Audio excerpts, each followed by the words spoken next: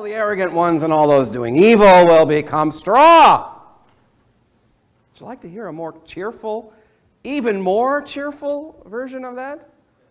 The day is coming when all the arrogant people who do evil things will be burned up like wood for the stove, burned to a crisp. Nothing left but scorched earth and ash.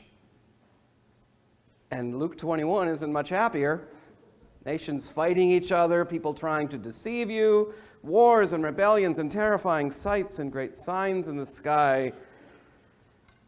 In other words, times that are deeply unsettling. And texts like these are uncomfortable. Do we really have to bring them out? It's kind of like when a family member, we'd like to hide in a closet when company visits. We don't want to embarrass our visitors.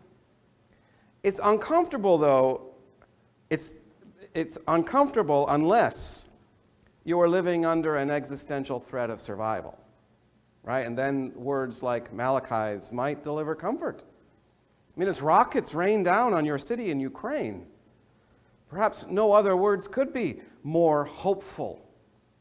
As you sit in jail in Myanmar for your pro-democracy activities, hearing what will come for your tormentors, they give you encouragement you need for one more day. But as a philosophy for life, nothing could be more hopeless, especially in a world that too conveniently divides people into us and them. The emotional satisfaction of proclaiming that the arrogant ones will become crispy is only temporary. It might get us through the night, but what do we do in the morning? Religious texts like these take us back thousands of years through wars and famines and plagues and persecution. And in many ways, it's reassuring to know that there's nothing new under the sun.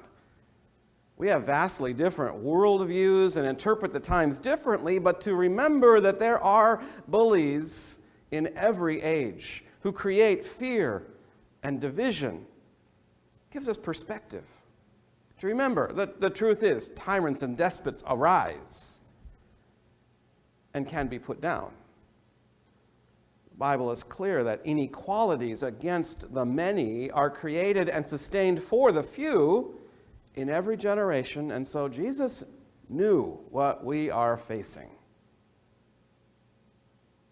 And what did the pioneer and perfecter of our faith teach? Perhaps, though, first it would be helpful to know what Malachi was dealing with about 500 years before Jesus. What were the problems he was addressing in his day? So one, people were bringing their blind and sick animals to the temple, but not for healing. They were bringing them as their offering. They're supposed to bring their best, animals without any blemish. But Malachi isn't just upset with the people, he's angry at the priests who don't seem to care as long as they were getting paid. Secondly, just like prophets Amos and Micah, Malachi railed against the rich for not taking care of the widows and orphans and refugees, the vulnerable ones, because that doesn't show proper respect for the Lord. And in the same way, Malachi complained that people weren't being paid their fair wage. Economic justice. And there were some issues related to marriage that are really more complicated than I can get into here or even understand myself, but part of their concern included divorces that left women destitute. Once again, an issue of economic justice. And in our reading today, people were complaining that their religion was a waste of time because evil people still prospered. But don't worry about it, the day is coming. The question we would ask is religion a waste of time?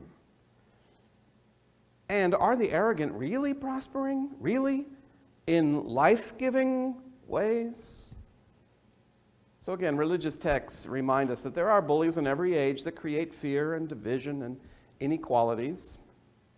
Malachi offered one answer, which can be hopeful for a moment, satisfying temporarily. But that's not the world I want to live in. It's not the message we need in a world as divided and polarized as ours. Jesus offered a different kind of prophetic message in his times and for our times. Love your enemies. Pray for those who inflict pain. Jesus doesn't deny that bullies and tyrants and evildoers in the world are real, that it's real, but what do you do with them? So Steve Garnis Holmes offers a challenge, and when you listen to this, you might agree it's a really hard one. But I wonder, what do you think about this? The more monstrous a person's evil, the more evil their monsters. The more difficult, unable they are to overcome them. They need you. Pray for their redemption. If you want peace in the world, if you want justice for all the oppressed, for the abused and enslaved and trafficked, then most of all, you want the redemption of all wrongdoers. God's great justice is not revenge. That's too cheap, too human, too small. No, God's justice is actual harmony and fullness of life for everybody. Not payback, that endless loop, but transformation, which is harder. Pray for the bad guys, even the tyrants and torturers, that with love, God will wrench them out of their hell and deliver us all. Malachi's last word about evil people wasn't about evil people alone, but the promise that the Son of Righteousness will rise, bringing with it healing in its wings. A time so joyful you can picture it like young calves, frisky and frolicking. It's a calling. Fire and brimstone is not God's answer to justice. Justice is not revenge. It's repair.